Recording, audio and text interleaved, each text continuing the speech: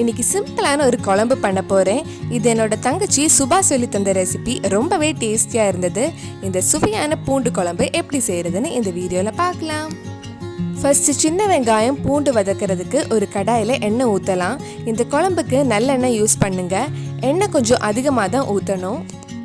எண்ணெய் சூடானதும் கொஞ்சம் கடுகு, ஒரு டீஸ்பூன் வெந்தயம், கொஞ்சம் கறிவேப்பிலையும் போட்டிருக்கேன்.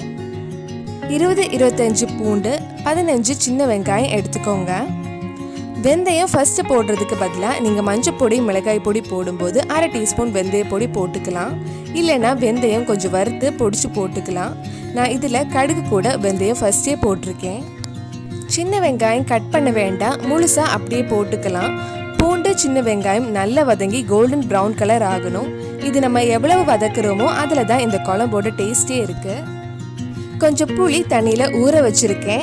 உங்களுக்கு குழம்புக்கு எவ்வளோ புளிப்பு வேணுமோ உங்கள் டேஸ்ட்டுக்கு ஏற்ற மாதிரி புளி எடுத்துக்கோங்க. பூண்டு, சின்ன வெங்காயம் நல்லா வதங்கினதுக்கு அப்புறம் 3 மீடியம் சைஸ் தக்காளி எடுத்திருக்கேன். அதுவும் இது கூட சேர்த்து நல்லா வதக்கலாம். தக்காளி நல்லா வதங்கினதுக்கு அப்புறம் அரை டீஸ்பூன் மஞ்சள் பொடி, 2 டீஸ்பூன் மிளகாய் பொடி, 3 டீஸ்பூன் மல்லிப்பொடி போட்டிருக்கேன்.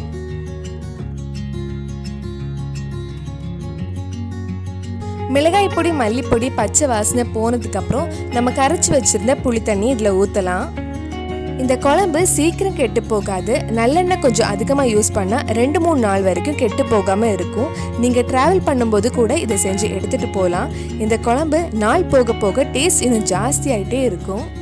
புளி தண்ணி ஊற்றினதுக்கு அப்புறம் உங்களுக்கு குழம்பு எப்படி இருக்கணுமோ அதுக்கு ஏற்ற மாதிரி தண்ணி ஊற்றிக்கோங்க. தேவையான அளவு உப்பும் போட்டுக்கோங்க. நான் கிட்டத்தட்ட 1-1.5 கப் தண்ணி எடுத்திருப்பேன். உங்களுக்கு கெட்டியாக வேணும்னா இன்னும் வத்த வச்சுக்கலாம். குழம்பு நல்லா கொதிச்சதுக்கு அப்புறம் ஒரு 10-15 நிமிஷம் லோ ஃப்ளேமில் குழம்பு நல்லா வத்த வைக்கலாம்.